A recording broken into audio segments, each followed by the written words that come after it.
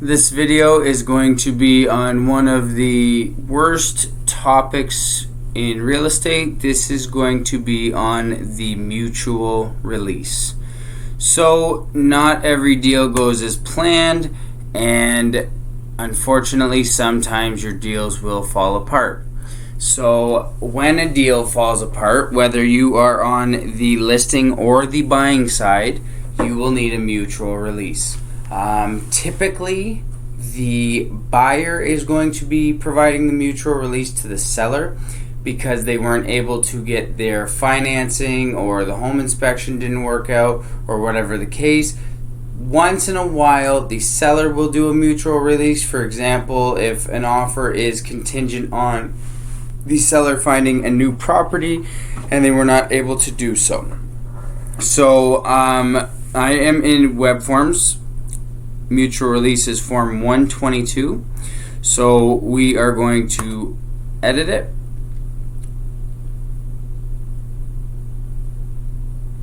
So how this works, let's just say buyer is Mark Mains, seller is Mark Mains, listing brokerage is the realty firm. Oh, that's cooperating brokerage. So the listing brokerage is going to be the realty firm as well. Now, something I will say is maybe you want to add this to your existing kit. So for example, if you have an offer on a property, it already is going to have all the conditions. It's going to have the MLS number, so it can auto-populate all of this stuff. Okay? So let's just say today is August 1st. So let's say that we made this deal July 25th. Okay, and this was known as 1330 Jelena Boulevard. And this part right here is the deposit. So really this is the biggest part, especially if you're representing your buyer. You want to get their deposit back. So let's just say that I put a $5,000 deposit and it's going to be payable to,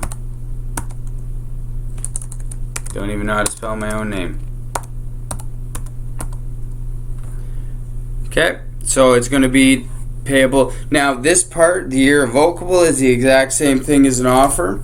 So, I mean, with something like this, you give them as much time as they need, but let's just say it's irrevocable by the buyer until 11:59, and the conditions, 11:59 p.m., and the conditions are due in 4 days. Okay, so I'm going to give them lots of time. So here, you're going to get your buyer to sign, date, seller's going to sign, date, and then confirmation of acceptance. Same thing with an offer. So whether that's the buyer or the seller, whoever is accepting the mutual release.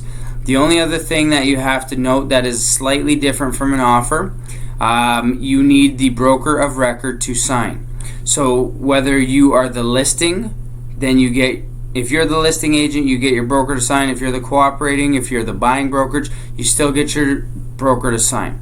That's really the only other thing. So once this is completed, you send it into the office and the deal is dead.